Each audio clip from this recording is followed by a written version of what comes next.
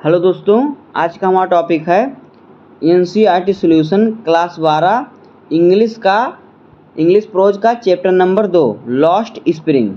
तो दोस्तों, आज के वीडियो में हम इस चैप्टर के लॉन्ग आंसर टाइप क्वेश्चनों को सॉल्व करेंगे। तो आइए देखते हैं प्रश्न संख्या 1 क्या है। ये वीडियो को करते हैं स्टार्ट। देखिए क्वेश्चन 1 क्या कह रहा है। हु वाज साहेब, यानी साहेब कौन था। हु का अर्थ होता है हिंदी, वाज का अर्थ होता था और साहेब जो नाम है। साहेब कौन था। What was the plight that compel him. देखिए जो पिलाइट है, पिलाइट का अर्थ होता है यहाँ पे वचन, और यहाँ पे जो कॉम्पेल है, कॉम्पेल का अर्थ होता है मजबूरी। तो ऐसी कॉम्पेल का अर्थ होता है क्या, अभी आपको हमने कहा था पिलाइट का अर्थ होता है क्या, वचन या फिर दुर्दशा भी होता है। तो ऐसी कौन सी दुर्दशा थी। Him to compel him to wander in the street. देखिए स्ट्रीट का अर्थ होता है सड़क, of Delhi for rag picker, और राइट स्पीकर का अर्थ होता है, राइट स्पीकर का अर्थ क्या होता है, कूड़ा बीनने वाला। और वंडर का अर्थ क्या होता है, आश्चर्य। तो ऐसी कौन सी दुर्दशा थी जिसने उसे कूड़ा बीनने के लिए दिल्ली की सड़कों पर, क्या स्ट्रीट ऑफ दिल्ली, दिल्ली की सड़कों पर कूड़ा बीनने के लिए मजबूर किया। कॉम्पेल का अर्थ होता है मजबूरी। अब देखिए इसका आंसर किस प्रकार से हो जाएगा। देखिए Saheb was a child of family. Saheb उस फैमिली का, चाइल्ड का अर्थ बच्चा था, जो साहेब था उस परिवार का क्या था, बच्चा था। फैमिली का अर्थ होता परिवार। Who come India in 1971 from Bangladesh. वह 1971 में बांग्लादेश से भारत आया था। And they lived in Delhi as a स्क्वेटर।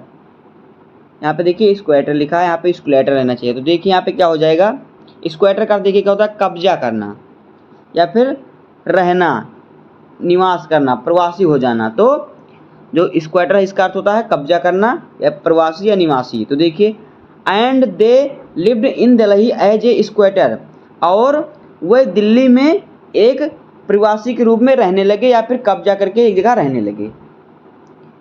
They left Bangladesh, उन्होंने बांग्लादेश को छोड़ा। बिकॉज क्योंकि there come many storm that swift away their and home that why they come Delhi.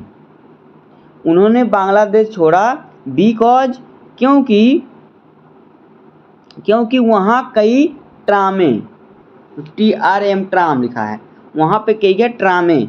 और देखिए यहाँ पे स्विफ्ट है, स्विफ्ट का अर्थ होता है फैलाना। तो वहाँ पर कई ट्रामें आती थी या फैली थी। और देखिए डियर फैली थी, एंड देखिए and home that why they come Delhi, और फिर वे वहाँ से क्या करते, दिल्ली क्यों आते हैं। वहाँ पे क्या होता था, वहाँ पे कई ट्रामें आती थी जो वहाँ से घर को बहाकर लेके चली जाती थी। ट्रामें यानी तूफान और जो बाढ़ आता है ये वहाँ पे आती थी और इनके घर को बहाकर लेके चली जाती थी। व्हाई दे कम दिल्ली, नहीं तो वो लोग दिल्ली क्यों आते थे। देखिए नहीं तो वो लोग दिल्ली क्यों आते। They lived in structure of mud with roof of tin and tarpaulin. तो देखिए यहाँ पे क्या अर्थ हो जाएगा, ट्रापलिन का अर्थ होता, यहाँ पे देखिएगा त्रिपाल, ट्रापलिन का अर्थ होता त्रिपाल यानी जो तंबू बनाते हैं। स्ट्रक्चर का अर्थ होता संरचना।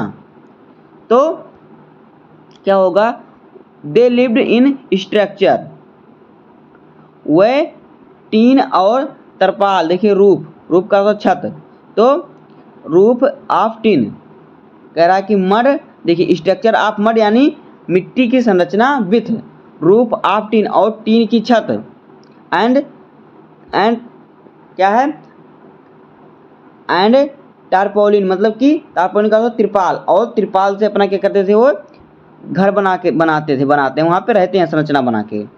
आगे देखिए there was no arrangement of sewage of running water.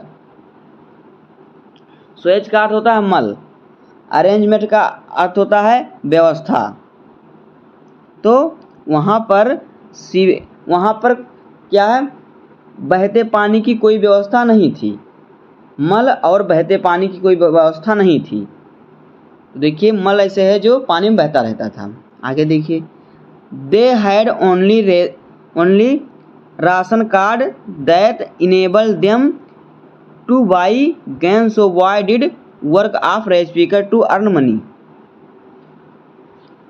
उनके पास केवल राशन कार्ड था, अनेबल का मतलब था, उपयोग मतलब उनके पास था, अनेबल मतलब योग था। उनके पास क्या था, राशन कार्ड था, केवल राशन कार्ड था। They had only ration card, उनके पास केवल राशन कार्ड अनेबल था। Them to buy grain, so wise did work of rice speaker to earn money, जो उन्हें अनाज खरीदने में क्या सक्षम बनाते थे, इसलिए लड़के जो थे पैसा कमाने के लिए कूड़ा बीनते थे। Rice speaker to earn money, rice speaker का अर्थ होता है कूड़ा बीनना, और अर्न का मतलब होता है पैसा कमाना, और फिर मनी के लिए, मनी का अर्थ होता है पैसा। तो वह पैसा कमाने के लिए कूड़ा बीनते थे। अब देखिए दूसरा प्रश्न, पहला सब प्रश्न आपको समझ में आ गया होगा, पहले प्रश्न का उत्तर। अब देखते हैं दूसरे प्रश्न का उत्तर क्या होगा। देखिए दूसरा प्रश्न क्या है, देखिए, children like Saheb often go for private job in very small as.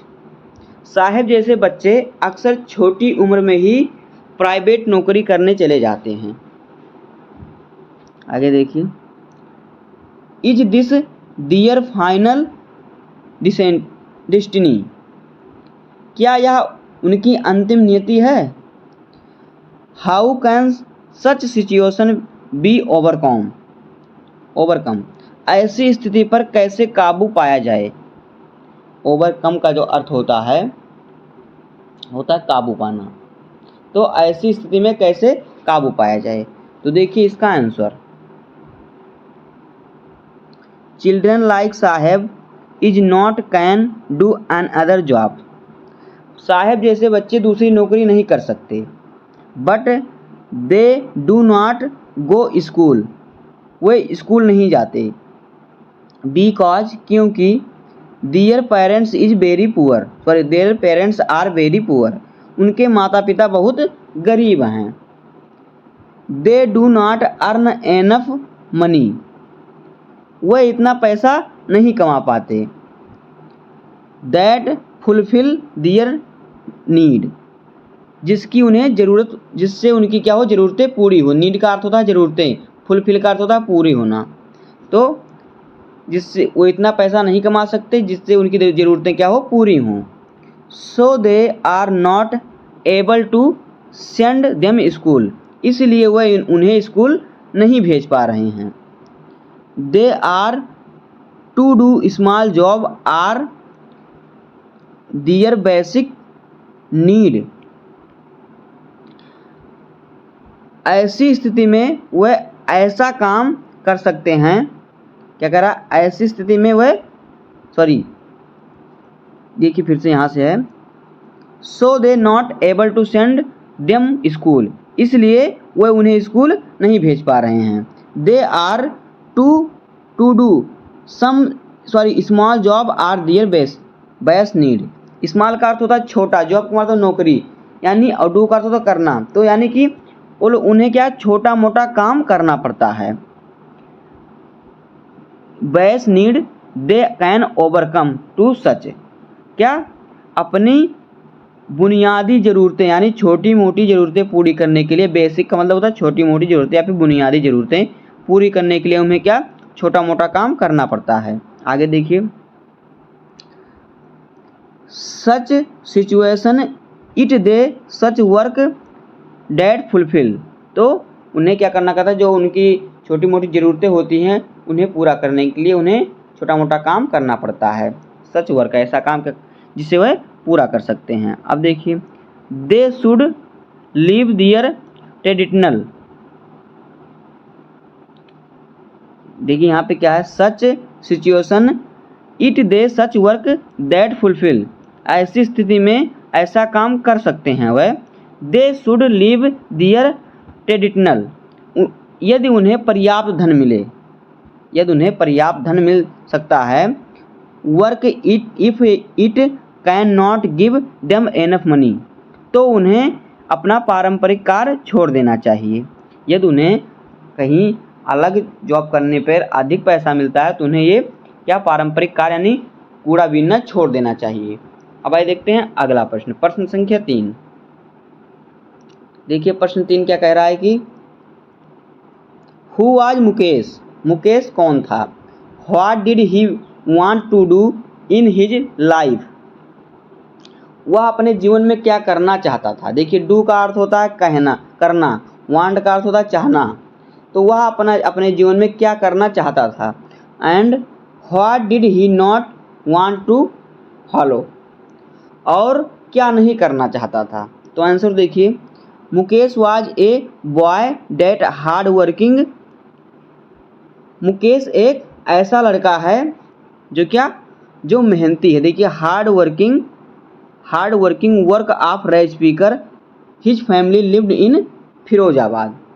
Mukesh एक ऐसा लड़का है जो कूड़ा बीनने का मेहनती काम करता है और उसकी जो फैमिली है, परिवार है, फिरोजाबाद में रहता है। लिव्ड का अर्थ रहना। They made bangle but their condition was very pitiable.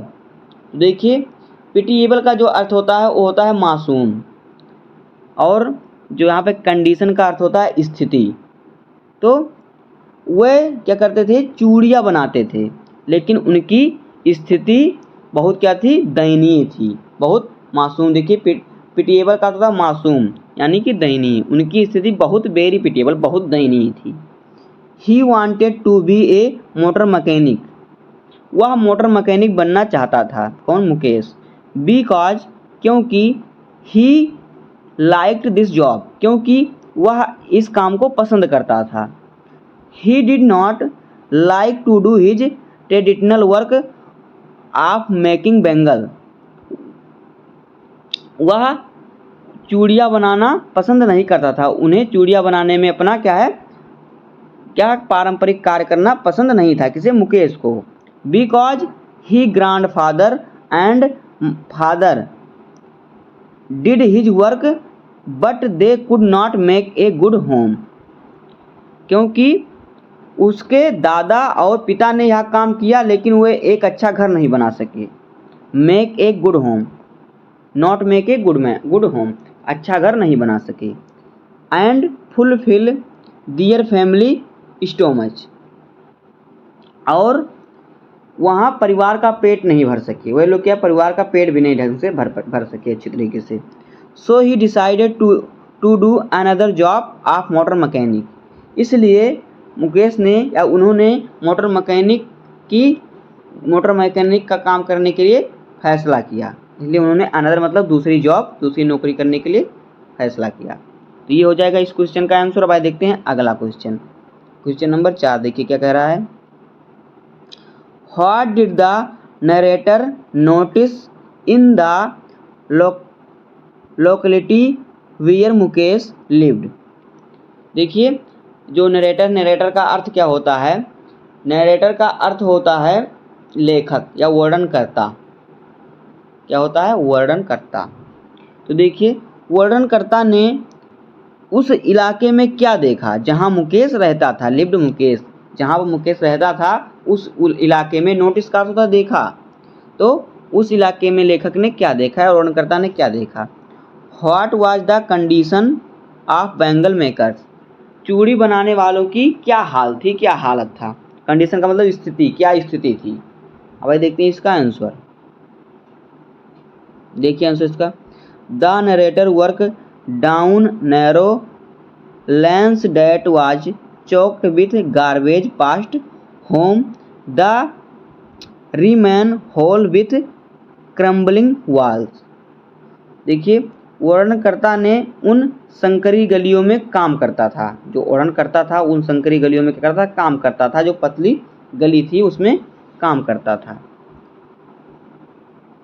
Choked with garbage past home, जो क्या थी, जो कूड़े से क्या थी, भरी थी। चोक्ड का मतलब पूरा कूड़े से भरा हुआ था।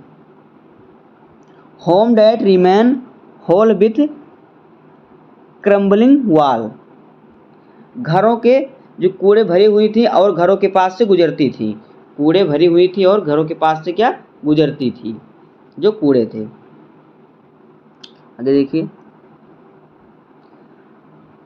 Home that remain hole with crumbling wall, और दीवारें क्या थी, टूटी हुई थी, दीवारें क्या थी, टूटी हुई थी। और देखिए क्या है, ओबली डोर्स नो विंडो, डगमगाते दरवाजे थे, नो विंडो, खिड़कियां नहीं थी। Crowded with family of human, मनुष्य और जानवरों के परिवार से भरी हुई थी, क्या, जो घर था। एंड देखिए, animal that lived together in A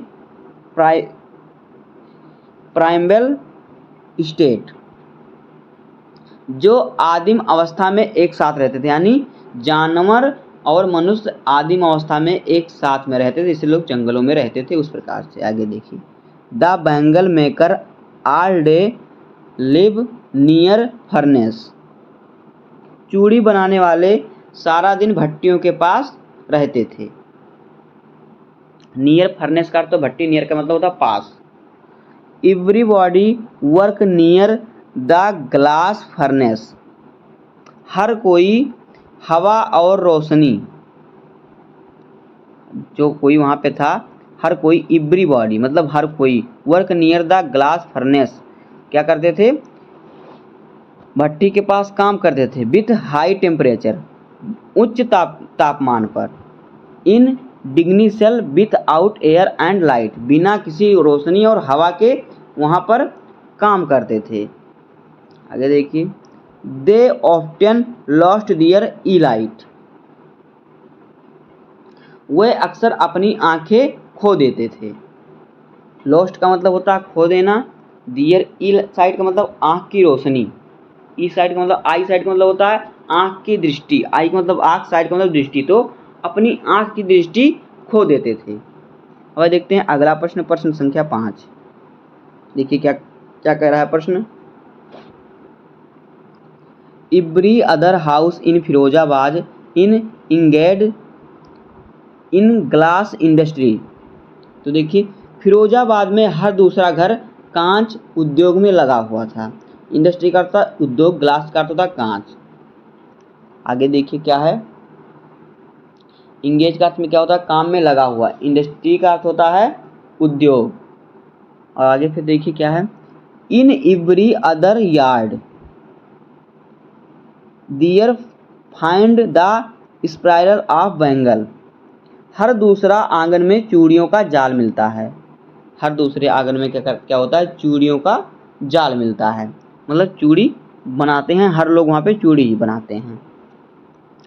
even then the maker remain in the miserable condition, देखिए मिसरेबल का अर्थ दुखी, तो फिर भी निर्माता मतलब जो लोग बनाते थे चूड़ी, उनकी स्थिति क्या थी, दयनीय थी। व्हाट आर द रीजन, क्या कारण है। Explain with the suggestion to overcome this situation, इस स्थिति पर काबू पाने के लिए व्याख्या करें या फिर सुझाव की व्याख्या दीजिए। सिचुएशन का मतलब अर्थ होता है क्या, स्थिति, सजेशन का अर्थ होता है सुझाव, और एक्सप्लेन का अर्थ होता है व्याख्या। तो इस सुझाव पर हमें व्याख्या करना है, किस पर, कि फिरोजाबाद में जो रहते थे कांच उद्योग में काम करने वाले, उनके हर दूसरे घर में चूड़ियों का जाल बिछा हुआ था, मतलब चूड़ियाँ बनाते थे सब लोग, फिर भी वहाँ की चूड़ी बनाने वाले लोग की जो स्थिति थी दयनीय थी। क्या कारण है कि स्थिति दयनीय थी, और इस पर काबू पाने के लिए उन्हें क्या करना चाहिए, इस पर हमें सुझाव सहित व्याख्या करना है। देखिए इसका आंसर किस प्रकार से होगा, देखिए इसका आंसर देखिए यह क्वेश्चन हमारा जो है आंसर बोर्ड एग्जाम में पूछा जाता है। तो देखिए, every family of bangle makers catch in the web of poverty burdened by the stigma of caste in which they are burn the other A vicious circle of the साहूकार। देखिए, चूड़ी निर्माताओं का प्रत्येक परिवार, every family of bangle maker, चूड़ी जितने लोग चूड़ी बनाते थे उनका प्रत्येक परिवार, कैच इन द वेब, जात के कलंक, catch in the web of poverty. देखिए यहाँ पे जो आपको इसका कहने का मतलब है पॉवर्टी बर्डेंड का अर्थ है by the stigma of caste, मतलब कि वो लोग अपने जात के, मतलब कि जैसे कि सब लोग कहते हैं कि जैसे कि इस जात के हैं, जैसे बढ़ई जात का है तो लकड़ी का काम ही करेगा, तो ये लोग इसी के तले दबे हुए थे कि हमारे जो जात के लोग हैं चूड़ी बनाते हैं तो हमें भी चूड़ी ही बनाना चाहिए, इसके तरह दबे थे।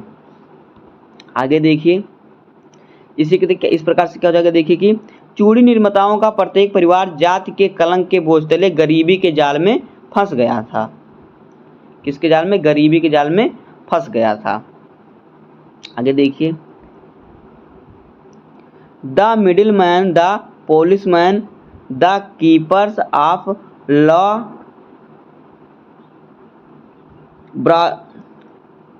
Broadcast and the politician. क्या होता है देखिए, जिसमें से साहूकार और फिर बिचौलियाँ, पुलिसकर्मी और फिर कानून के रखवाले और फिर नौकरशाह और राजनेता के दुष्कर्म में पैदा होते हैं। ये सब किसके कारण थे? साहूकार और फिर बिचौली, पुलिसकर्मी, देखिए यहाँ पे है ना, मिडिल क्लास, मिडिलमैन, साहूकार और मिडिलमैन मतलब बिचौली, मतलब जो मध्यम वर्ग के परिवार होते हैं वो मिडिलमैन, पुलिसमैन यानी पुलिसकर्मी, कीपर्स मतलब कानून के रखवाले, लॉ ब्यूरोक्राट का अर्थ होता है क्या? देखिए, कानून के रखवाले, एंड द पॉलिटिशियन मतलब राजनेता के दुष्कर्म में पैदा हुए थे। ये इसी क्रम में, ये इसी लोग के कारण ये सब वहाँ पे हो रहा था। Together they have imposed the baggage on the child that he cannot put down before he is aware he accept in as naturally as his father। उन्होंने मिलकर बच्चे पर बोझ लाद दिया। किन्होंने? उन सभी ने, वहाँ बच्चे मतलब कि उन लोगों पर बोझ लाद दिया। उन्होंने मिलकर बच्चे पर बोझ लाद दिया जिसे वह अब तक नहीं छोड़ सकता जब तक उसे पता न चल जाए, क्या ना पता चल जाए, कि वह इसे अपने पिता की तरह स्वाभाविक रूप से स्वीकार करता है। इन लोगों ने उसे इस प्रकार से फंसा दिया वहाँ पे रहने वाले बच्चों को, लोगों को, कि उन्हें तब तक ना पता चले कि वह इसे अपने माता पिता की तरह स्वाभाविक रूप से स्वीकार करते हैं इस काम को। आगे देखिए, to do any things else would mean to dare, कुछ और करने का साहस करना होगा, मतलब कुछ और करने का साहस उनके अंदर नहीं था, नहीं हो पा रहा था इन लोगों के चलते। And daring is not part of his growing up, और साहस उसके बड़े होने का हिस्सा नहीं था, उनका साहस नहीं बढ़ रहा था। आगे देखिए, every family should give education to their children, प्रत्येक परिवार अपने बच्चों को शिक्षा दिलाना चाहिए, प्रत्येक परिवार को अपने बच्चों के करने शिक्षा दिलाना चाहिए, तभी यहाँ इन जैसे लोगों से छुटकारा मिलने का। They should put them aside to the work, उन्हें काम से अलग रखना चाहिए, अपने बच्चों को काम से अलग रखना चाहिए, उनसे बचपन से ही काम नहीं करना चाहिए। They should make cooperate so that they could help each, उन्हें सहयोगी बनाना चाहिए ताकि वे हर एक की मदद कर सकें। अपने बच्चों को सहयोगी बनाना चाहिए, चाहे वो हर एक की लिए मदद कर सके, क्योंकि कोऑपरेटेड, सहयोगी बनाना चाहिए। आगे देखिए, they should do another work by giving up bangle making, उन्हें चूड़ी बनाना छोड़कर दूसरा काम करना चाहिए। तो इस प्रकार से हो गया इनका व्याख्या इन्हें किस प्रकार से वहाँ से छुटकारा मिल सकता है, उनकी गरीबी दूर हो सकती है। तो ये होगा भाई। देखते हैं अगला प्रश्न, प्रश्न संख्या 6। देखिए क्या है। What is the vicious circle of middleman. यानी मिडिलमैन यानी बीच का जो आदमी होता है, मिडिल में जैसे कि मध्यम वर्ग का आदमी, मध्यम वर्ग का आदमी का दुष्कार्य क्या है। आगे देखिए, दुष्कार्य, मध्यम वर्ग का जो आदमी है उसका दुष्कार्य क्या है। देखिए अब और क्या, how are they trapped since the time of their forefather. अपने बाप दादाओं के ज़माने से कैसे फंसे हुए हैं। जो ये लोग हैं अपने बाप दादा के ज़माने से कैसे फंसे हुए हैं कि जो लोग बाप दादा किए हैं वही हम भी करेंगे। फोर फादर का अर्थ होता है दा, बाप दादा। Can they get organised. क्या वह संगठित हो सकते हैं। इफ़ नॉट, यदि नहीं। व्हाई, तो क्यों। एक्सप्लेन, व्याख्या कीजिए। तो देखिए इसका आंसर किस प्रकार से होगा। कह रहा है कि मिडिल क्लास का दुष्कर्म क्या है वहाँ पर, क्या उनका दुष्कर्म है, अपने बाप दादाओं के ज़माने से कैसे फंसे हुए हैं वे लोग, और क्या वो लोग एकत्रित हो सकते हैं, संगठन कर सकते हैं, यदि नहीं तो क्यों, व्याख्या कीजिए। तो देखिए, the middle man give money or other things in their need.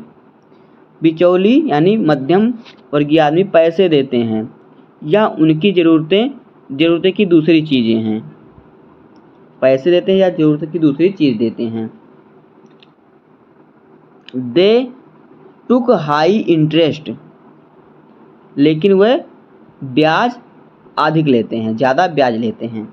Which they could not pay in this why children got burden डेप्ट टू दियर पेरेंट्स। जिसे वह चुका नहीं पाते, इस तरह बच्चे अपने माता पिता पर कर्ज का बोझ आ जाता है। देखिए वहाँ पर जो मिडिल क्लास के लोग हैं वो लोग से ये लोग कर्जा लेते हैं, जो चूड़ी बनाने वाले लोग हैं, तो सॉरी चूड़ी बनाने जो लोग हैं ये लोग क्या करते हैं, वहाँ से ये लोग उनसे कर्जा लेते हैं और कर्जा अधिक ब्याज पे लेते हैं, जिसे ये चुका नहीं पाते और इनके बाप दादा का कर्ज इनके बच्चे के ऊपर आ जाता है। अब देखिए, they could not get organise, वह संगठित नहीं हो सकते। बिकॉज, क्योंकि। If they do so they will be hunted up, क्योंकि यदि वह ऐसा करते हैं, अब by the police beaten in dragged to jail for doing something, तो उन्हें पुलिस द्वारा पीटा जाएगा और जेल में डाला जाएगा, घसीट कर जेल में डाला जाएगा। देखिए यहाँ पर जो आपको ऑर्गेनाइज दिख रहा है, ऑर्गेनाइज का अर्थ होता है गठन करना, इंटरेस्ट का अर्थ होता है ब्याज, दिलचस्पी। आगे देखिए, तो उन्हें पुलिस क्या करेगा, घसीट कर जेल में डालेगा। आगे देखिए, something illegal their in no leader among them no one could help them see things differently. उनके बीच कोई पट्टेदारी नहीं, कोई भी चीज़ों को वो अलग तरीके से देखने में मदद नहीं कर सकते। आगे देखिए, their father are as tired as they are, उनके पिता भी उन्हीं की तरह आजमाए गए हैं। जिस प्रकार से वो बच्चे आजमाए जा रहे हैं उसी प्रकार से उनके पिता भी आजमाए गए हैं, उनके पिता भी अपने पिताजी का कर्ज चुका रहे हैं अभी तक। दे talc endlessly in a spiral this that move for poverty to apathy to greed and the justice। वे एक सर्पिल में अंतहीन बातें करते हैं जो गरीबी से उदासीनता, लालच और न्याय की ओर बढ़ाती है। क्या है यहाँ पे आपको दिख रहा, सर्पिल का अर्थ होता है कुंडली, और फिर देखिए एंडलेसली का अर्थ होता है अंतहीन, डेप्ट का अर्थ होता है ऋणी। तो वो ऐसी बातें करते हैं ऐसी सर्पिल का अर्थ होता है क्या, कुंडली। वो कुंडली बना के ऐसी बातें करते हैं, अंतहीन बातें करते हैं, जो गरीबी से उदासीनता, लालच और न्याय की ओर बढ़ती है। तो दोस्तों इस प्रकार से हो जाएगा चैप्टर 2 लास्ट स्प्रिंग का लॉन्ग आंसर टाइप क्वेश्चन। तो उम्मीद है कि आपको वीडियो पसंद आया होगा। अगर आपको वीडियो पसंद आया हो तो वीडियो को लाइक कर दीजिएगा, चैनल पर नए सब्सक्राइब कर दीजिए। मिलते हैं किसी नेक्स्ट वीडियो में, तब तक के लिए धन्यवाद। जय हिंद।